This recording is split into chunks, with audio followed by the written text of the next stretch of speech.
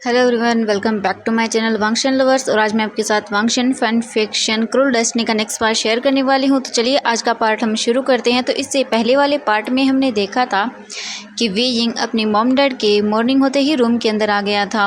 वो वहां पर अपनी सिजे और जैंग चैंग को देखता है। वो दोनों ही एक दूसरे से लड़ने लगते हैं। तभी मैडम यू उन्हें डांटते हुए बोलती हैं, तुम दोनों शांत हो जाओ, अभी कुछ दिनों के बाद ही हम वापस हमारे कबीले में लौट जाएंगे। तुम दोनों इस तरह से क्यों लड़ाई करते हो। वी यिंग अपनी मॉम को देखते हुए बोलता है, मॉम क्या हम कुछ दिन और नहीं रह सकते यहाँ पर। जब वी यिंग ये बोलता है तो मैडम यू के साथ साथ बाकी सब हैरान हो जाते हैं, क्योंकि वो जानते थे जब वी यिंग लैन कबीले में आने वाला था तब वो कितने ड्रामे किया करता था कि उसे लैन कबीले में तो बिल्कुल नहीं जाना, क्योंकि यहाँ पर इतने सारे रूल थे। और आज वी यिंग खुद बोल रहा था कि उसे यहीं पर रहना है। सभी को ये बात बहुत अजीब सी लगती है थोड़ी सी। तभी मैडम यू वी यिंग की ओर देखती हैं और बोलती हैं, आशियन कहीं तुम्हें लैन कबीले की कोई राजकुमारी तो पसंद नहीं आ गई जो तुम यहाँ रहना चाहते हो। वी यिंग स्माइल करते हुए और बहुत ही एम्बैरेसिंग फील करते हुए बोलता है, नहीं माँ, ऐसा तो बिल्कुल नहीं है, आप लोग ऐसा क्यों सोच रहे हो। वी यिंग का फेस बहुत ही लाल हो जाता है और वो बहुत ज़्यादा एम्बैरेसिंग फील करने लगता है। तभी जैंग चैंग वी यिंग के पास आता है और बोलता है, हाँ मॉम, आपने बिल्कुल सही कहा, लगता है हमारे वी यिंग को किसी से प्यार हो गया है, तभी वो यहाँ रहना चाहता है। वी यिंग जैंग चैंग की ओर गुस्से में देखता है और बोलता है, तुम चुप करो, मुझे किसी से प्यार नहीं हुआ और ये सब दोबारा मत बोलना। ये बोलकर वी यिंग रूम से बाहर चला जाता है। जैंग चैंग वी यिंग को आवाज़ लगाता है और बोलता है, वी यिंग अच्छा ठीक है, मैं दोबारा ऐसा नहीं बोलूँगा, प्लीज़ रुको ना। ये बोलते हुए जियांग चेंग भी वे यिंग के पीछे पीछे चला जाता है। अब उनकी क्लासेस का वक्त हो चुका था। वे यिंग अपने क्लास के अंदर चला जाता है। जियांग चेंग, वे यिंग और सभी लोग अपनी क्लासेस को अच्छे से अटेंड करने लगते हैं। और वहीं वांग जी बार बार वे यिंग की ओर ही देख रहा था, क्योंकि उसे आज वे यिंग को बताना था कि वो वे यिंग को कितना पसंद करता है। लेकिन अभी भी उसके अंदर हिम्मत नहीं हो रही थी। उसे डर था कि कहीं वे यिंग उसे मना न कर दे। लेकिन वांग जी के पास ये आखिरी मौका था, क्योंकि इसके बाद वे यिंग यहाँ से चला जाएगा और वो नहीं चाहता वे यिंग यहाँ से चला जाए। वांग जी आज डिसाइड कर ही लेता है कि वो वे यिंग को सब सच बता देगा। अब उनकी क्लासेस का टाइम भी ओवर हो जाता है। वे यिंग जब क्लासरूम से बाहर आता है तो जियांग चेंग वे यिंग की ओर देखता है और बोलता है, वे यिंग मैं तो अपने रूम के अंदर जा रहा हूँ, क्योंकि मुझे सोना है। मैं कल रात अच्छे से बिल्कुल भी सो नहीं पाया, तो तुम्हें जो करना है वो करो, मैं तो वापस रूम के अंदर जा रहा हूँ। वे यिंग जियांग चेंग की ओर देखता है और बोलता है, ठीक है जियांग चेंग, तुम रूम के अंदर चले जाओ। तभी वे यिंग देखता है कि वांग जी भी उसकी ओर ही देख रहा था। वे यिंग जब वांग जी की ओर देखता है तो उसे फिर से वही नाइट की सब बातें याद आ जाती हैं और उसका फेस बिल्कुल रेड हो जाता है। वी यिंग की हार्ट बीट बहुत फास्ट हो गई थी। उसे कुछ भी समझ नहीं आया कि अचानक से उसके साथ क्या हो गया। वांग जी को देखते ही उसे आज अलग सा क्यों फील हो रहा है। तभी वी यिंग देखता है कि वांग जी उसी की ओर आ रहा था। वे यिंग अपने पलकों को बिना झपकाए वांग जी की ओर ही देखे जा रहा था। वी यिंग को पता भी नहीं चला कि कब वांग जी वी यिंग के क्लोज आ गया। वांग जी जब ये देखता है कि वी यिंग का ध्यान उस पर बिल्कुल भी नहीं है, न जाने वो कहाँ देख रहा है। वांग जी वी यिंग के हाथ को पकड़ता है और बोलता है, वे यिंग। वे यिंग अचानक से वांग जी के हाथ को अपने हाथ पर देखकर थोड़ा सा शॉक हो गया और वो जल्दी से वांग जी से दूर हो जाता है। वांग जी शॉकिंगली वी यिंग को देख रहा था, क्योंकि आज तक वी यिंग ने कभी भी ऐसा बिहेव तो बिल्कुल नहीं किया। वी यिंग वांग जी की ओर देखता है और बोलता है, ओ लैंसन, तुम यहाँ तुम ठीक तो हो ना। वे यिंग वांग जी की ओर देखकर ये बोल रहा था। वांग जी बहुत कंफ्यूज था कि आज वे यिंग इतना अलग सा बिहेव क्यों कर रहा है। वांग जी वे यिंग की ओर देखता है और बोलता है, वे यिंग मुझे मुझे तुमसे कुछ बात करनी है। वे यिंग वांग जी की ओर देखता है और बोलता है, हाँ लैंजन, बोलो ना, क्या हुआ। इससे पहले कि वांग जी कुछ बोल पाता, वहाँ पर लैंशिया आ जाती है और वो वांग जी का हाथ पकड़ते हुए बोलती है, गगा मुझे आपसे कुछ बात करनी है, आप मेरे साथ चलिए ना। इससे पहले कि वांग जी वी यिंग को कुछ बोल पाता, लैंशिया वांग जी को वहाँ से ले जाती है और वो मुड़कर फिर वी यिंग की ओर देखती है। लैंशिया वी यिंग की ओर देखकर एक स्माइल करती है और वो वांग जी के साथ वहाँ से चली जाती है। वांग जी वी यिंग से बोलना चाहता था, लेकिन वो नहीं बोल पाया। वी यिंग लैंशिया और वांग जी को जाते हुए ही देख रहा था। उसे न जाने क्यों जब भी लैंशिया उसके पास आती है एक अजीब सा एहसास होता है, एक अपनापन। उसे लगता है कि जैसे वो उसे जानता हो। वी यिंग को कुछ भी समझ नहीं आता कि ये उसके साथ क्या हो रहा है, क्या प्रॉब्लम है उसके साथ। वी यिंग फिर सोचता है कि अब उसे रूम के अंदर चले जाना चाहिए। उसका सर दर्द करने लगता है ये सोच सोच कर ही कि उसके साथ क्या हो रहा है ये सब। एक दिन कहीं वो पागल ही न हो जाए इन सब चीज़ों की वजह से। वी यिंग फिर अपने रूम के अंदर चला जाता है। अब हमें नाइट का सीन दिखाया जाता है। वांग जी अपने रूम के अंदर ही बैठा हुआ था और वो कुछ बुक्स को रीड कर रहा था। तभी वांग जी का ब्रदर लैन सिचेन रूम के अंदर आता है। वांग जी जब अपने ब्रदर को वहाँ देखता है तो वो जल्दी से अपनी जगह से खड़ा होता है और बोलता है, गगा क्या हुआ, आप इतनी रात को। लैन सिचेन वांग जी के पास आता है और बोलता है, वांग जी क्या तुमने विंग से बात की। वांग जी लैंसिचन की ओर देखता है और बोलता है, नहीं गगा, मैं विंग से बात नहीं कर पाया, मुझे वक्त ही नहीं मिला विंग से बात करने के लिए। मैं आज पूरा दिन लैंशिया के साथ था, वो मुझसे काफ़ी सारी चीज़ें नई नई सीख रही थी, इसीलिए मैं उसे सिखाने में बिज़ी हो गया था। लैंसिचन वांग जी की ओर देखते हैं और बोलते हैं, कोई बात नहीं वांग जी, लेकिन तुम उसे ज़रूर बात कर लेना, ठीक है। मैं नहीं चाहता कि मेरा ब्रदर अपनी लाइफ को इसी तरह से अकेलेपन में बिता दे। वांग जी अपने ब्रदर की ओर देखता है और फिर अपने फेस को साइड कर लेता है। इसके बाद लैन सिचेन बोलते हैं, ठीक है वांग जी, अब मुझे जाना होगा। ये बोलकर लैन सिचेन वांग जी के रूम से चले जाते हैं। वांग जी फिर अपनी बुक्स को रीड करना शुरू कर देता है और वहीं दूसरी तरफ लैंशिया अपने रूम का डोर ओपन करती है और वो अपने रूम से बाहर निकल जाती है। लैंशिया कुछ देर के बाद एक रूम के पास पहुंचती है और वो वहां पर नॉक करती है। तभी उस रूम का डोर ओपन हो जाता है और वहां पर लैंशिया म्यान म्यान को देखती है और बोलती है, म्यान म्यान हमें चलना होगा, जल्दी करो। म्यान म्यान लैंशिया की ओर देखती है और बोलती है, ठीक है राजकुमारी, चलिए मैं तैयार हूँ। इसके बाद वो फिर से अपने रूम का डोर बंद कर लेती है और म्यान म्यान लैंशिया के साथ वहाँ से चली जाती है। लैंशिया और म्यान म्यान दोनों ही वी यिंग के रूम के पास आ जाते हैं। म्यान म्यान लैंशिया की ओर देखती है और बोलती है, राजकुमारी आप पहले अंदर जाइए, मुझे पहले देखना होगा कि कोई हमें देखे ना। लैंशिया अपने सिर को हाँ में हिलाती है और वो अपने पावर्स का यूज़ करती हैं और बिना डोर को ओपन किए रूम के अंदर चली जाती हैं। उसके कुछ टाइम के बाद लैंशिया भी रूम के अंदर आ जाती है। लैंशिया जब रूम के अंदर आती है तब वो वी यिंग को बेड पर पीसफुली सोया हुआ देखती है। ये देखने के बाद लैंशिया की आंखों में थोड़े थोड़े आंसू आने लगते हैं और वो वी यिंग की ओर चलना शुरू कर देती है। लैंशिया वी यिंग के बेड के पास आती है और वहीं पर बैठ जाती है और वी यिंग की ओर देखने लगती है। वी यिंग के हाथ को अपने हाथ में लेती है और वो वी यिंग को एक गहरी नींद के अंदर सुला देती है अपने पावर्स का यूज़ करके। इसके बाद लैंशिया वी यिंग के सिर को अपनी गोद में रख लेती हैं और वो उसके सिर को सहलाने लगती हैं और उसकी आंखों से एक आंसू वी यिंग के फेस पर गिर जाता है। म्यान म्यान जब ये देखती हैं तब वो लैंशिया की ओर देखती हैं और बोलती हैं, राजकुमारी प्लीज़ रोइए मत, बहुत जल्द सब सही हो जाएगा, आप उनसे सच में मिल पाएंगी, आप चिंता मत कीजिए राजकुमारी, प्लीज़ आप रोइए मत। ये बोलकर म्यान म्यान अपने फेस को साइड कर लेती है और वो एक जगह जाकर खड़ी हो जाती है और वो उन दोनों को दूर से देखने लगती है। लैंशिया वी यिंग के फेस को ही सहला रही थी और वो वी यिंग के फेस को भी टच करने लगती है। वी यिंग को इस वक्त कुछ भी नहीं पता कि उसके साथ क्या हो रहा है।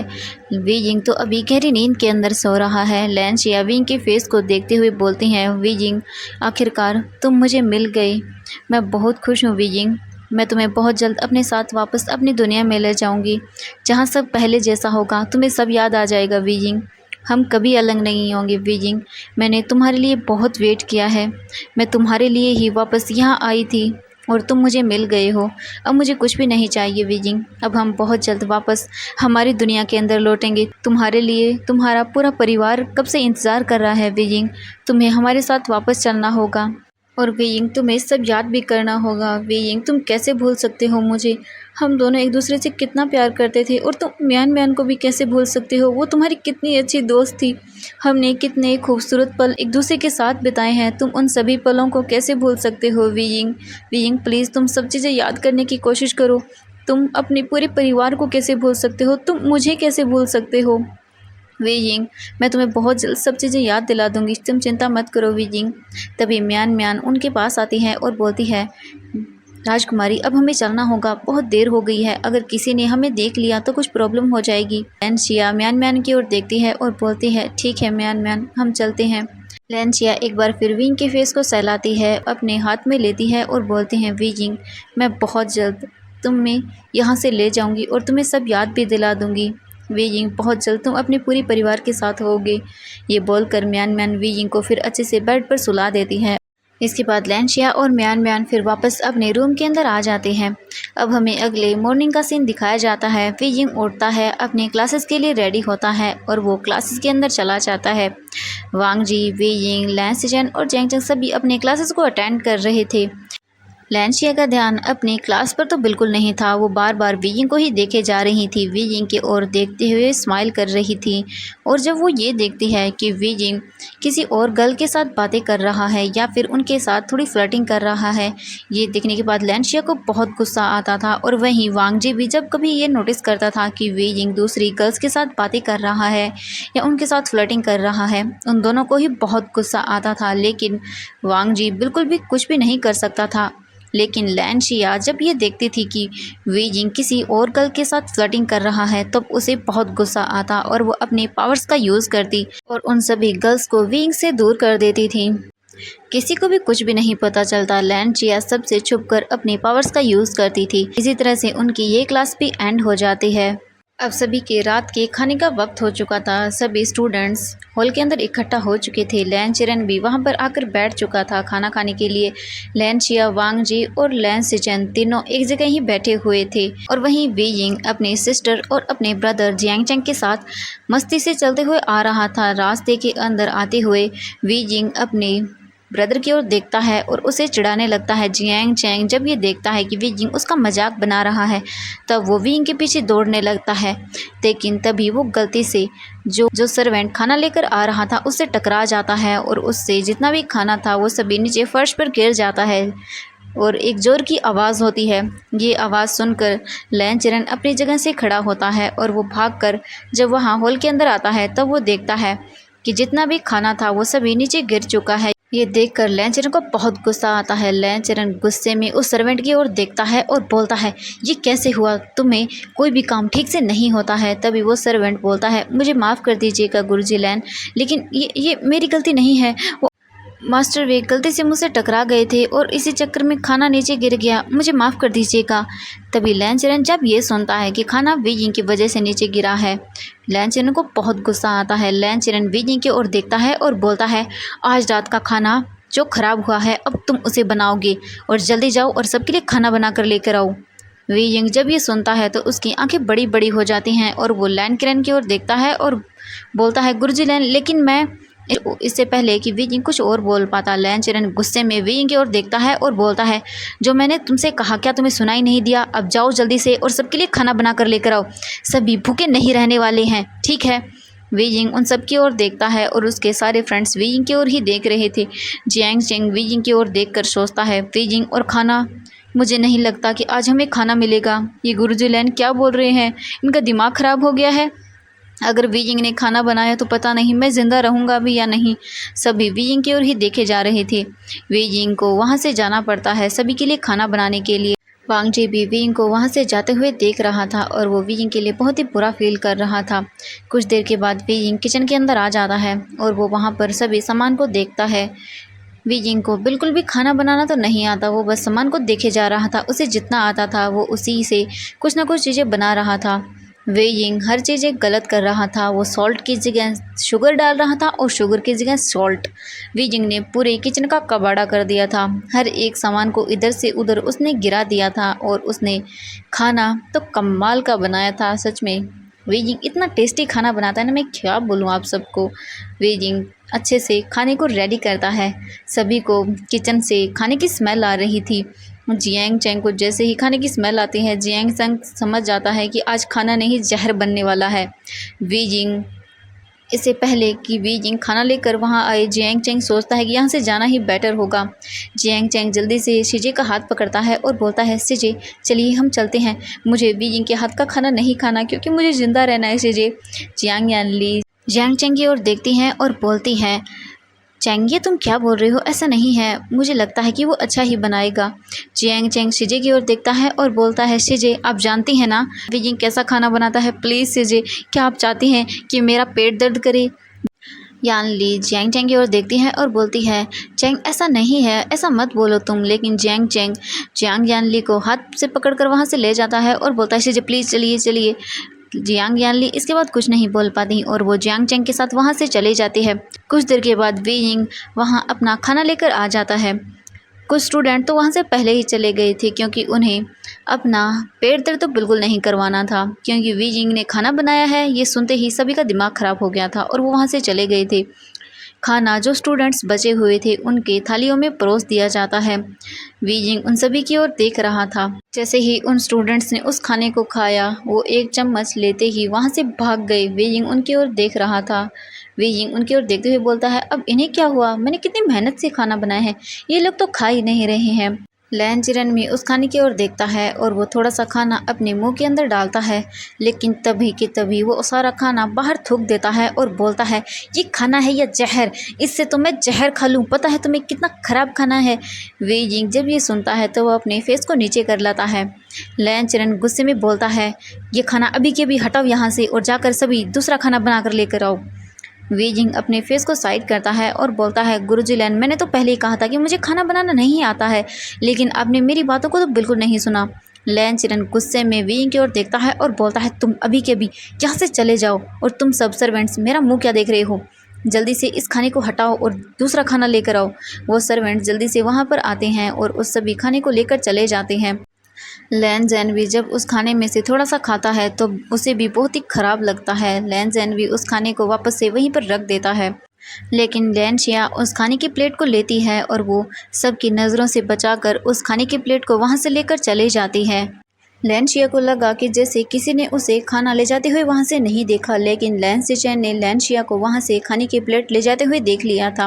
लैन सिचेन अपनी जगह से खड़ा होता है और वो लैन शिया के पीछे जाने लगता है। लैन शिया उस खाने को लेकर एक जगह आती है और अकेले में उस खाने को खाने लगती है। लेकिन उसे वो खाना बहुत ही ख़राब लगता है, लेकिन फिर भी वो उस खाने को धीरे धीरे खाना शुरू कर देती है। लैन सिचेन ये देख रहा था कि लैन शिया खाना इतना ख़राब होते हुए भी उसे बड़े प्यार से खा रही थी।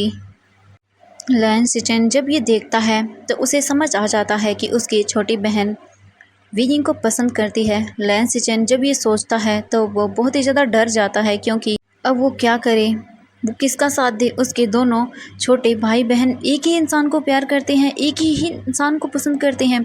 लैन सिचेन को कुछ भी समझ नहीं आता, वो वहाँ से चला जाता है। लैन सिचेन ये सोचते हुए वहाँ से चले जा रहे थे। उन्हें बिल्कुल भी ध्यान नहीं था कि कब से वांग जी उन्हीं की ओर ही देख रहा था। वांग जी जब देखता है कि उसका ब्रदर कुछ तो सोच रहा है और उसने एक बार भी वांग जी की ओर नहीं देखा और वो काफ़ी दूर भी चला गया। वांग जी अपने ब्रदर के पीछे जाता है और उनके पास जाकर बोलता है, ब्रदर क्या हुआ, आप क्या सोच रहे हैं? मैं आपको कब से देख रहा हूँ, आप बिना कुछ चीज़ें देखे हुए ही चलते जा रहे हैं। लैन सिचेन जब वांग जी को वहाँ देखता है तब वो बोलता है, नहीं वांग जी कुछ नहीं हुआ, मैं ठीक हूँ, मुझे थोड़ा सा काम है तो मैं थोड़ी देर में आता हूँ। ये बोलकर लैन सिचेन वहाँ से चला जाता है। लैन सिचेन अपने रूम के अंदर आता है और वहाँ बैठ जाता है और सोचने लगता है कि अब वो क्या करे, वो किसका साथ दे। उसे कुछ भी समझ नहीं आ रहा था। तो फ्रेंड्स आज के लिए बस इतना ही, नेक्स्ट पार्ट के लिए वेट कीजिएगा। थैंक यू सो मच मेरी वीडियो देखने के लिए। बाय बाय एवरीवन, आज के लिए बस इतना ही।